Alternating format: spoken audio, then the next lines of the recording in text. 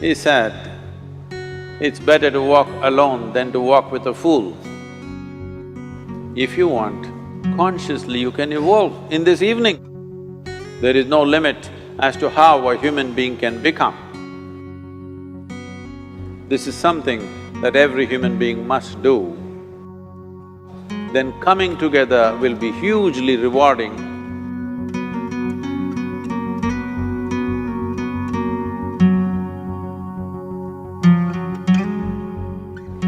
When Gautama, the Buddha, was asked, is it better to walk alone or in company? He said, it's better to walk alone than to walk with a fool. Well, that's him, not me. He was quite sure that only a fool will walk with you. So he said, it's better to walk alone than to walk with a fool. Certain lore in this country says, when you want to do a short and quick journey, walk alone. When you want to do a long journey, walk in company. But the important thing is, who is walking with you? Not always being together is a good thing. Many times, being together can be a nuisance. So, first and foremost, unless you are a twin, even then, we come alone and we go alone. If one does not know how to be by himself or herself, then being together can be a lot of nuisance. We are referred to as human beings.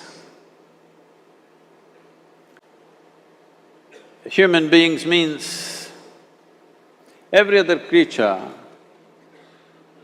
is what it is simply because of what it does.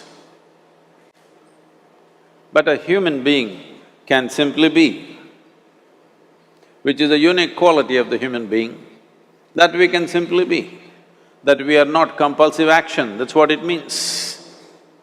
Our action is conscious and judicious. But generally, when people get together, generally, people are in compulsive action. It can be an association where there could be a purposeful action, or it can be a gang where there can be more purposeful action, or it can be a crowd which can be a compulsive action.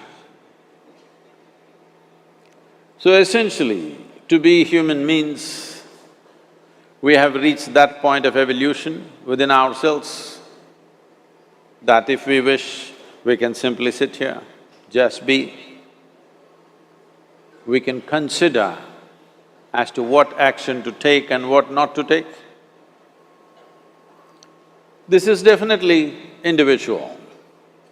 When individuals come together, we say, it's we in plural, but still it is individuals who have to come together. To be an individual means you are not further divisible. That means you're just one. People find different ways to divide themselves within themselves. In India, with 10,000 years of cultural history, we have invented various words to divide ourselves. It's very common for people to talk in terms of Atma, Paramatma, Ahankara, this one and that one. But every culture has this in their own way. When things are going right, when good things are being done, if you ask people, they say, yes, I did it. When things don't go right, when things go wrong, then they will try to find somebody. If they don't find anybody, He is always there.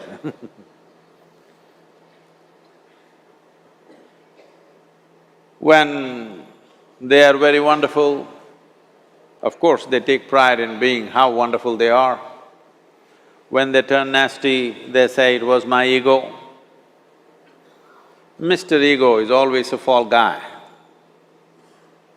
So individual means, but if I'm wonderful, it's me. If I'm nasty, it's me, all of you. Are you 24 hours wonderful? Hello? Are you 24 hours wonderful? No, sometimes wonderful, sometimes nasty, sometimes beautiful, sometimes ugly. It's okay. If we understand it is me who is capable of being absolutely wonderful and it is me who is capable of being absolutely nasty another moment, then gradually the number of moments of nastiness will keep on receding. If I see what is wonderful is me, what is nasty is… In India we have many words, it's my karma, what can I do? Now, you must fix this. Being an individual is very important, that means you're not further divisible. If I'm wonderful, it's me, if I'm nasty, it's me. If I succeed, it's me, if I fail, it's me. You have to fix this. I'm just asking you a simple question. Within this, how many people? Hello? How many people within you? One, two? Only one. If you're one, you're a normal human being. If you're more than one, you're either schizophrenic or you're possessed. You either need a psychiatrist or an exorcist. But you will see whenever things don't go right, another guy will pop up from somewhere.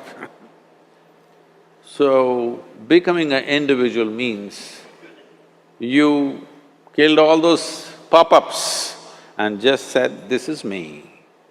This what is me has many dimensions. If I don't see this is an individual, I cannot divide this further, then transformation will not happen. If transformation does not happen, if people come together in that state, there will be more mess than solutions. All creatures hang out together. Whether it is various wild creatures, most of them hang out together.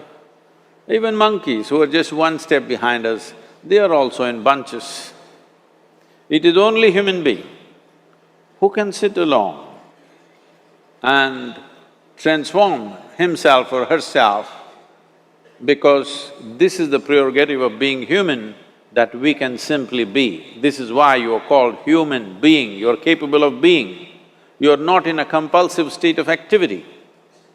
If you want, consciously you can evolve. In this evening you can evolve if you're willing. It doesn't take 1,000,000 years, because our evolution is not biological anymore, our evolution is conscious. For every other creature, it is fixed.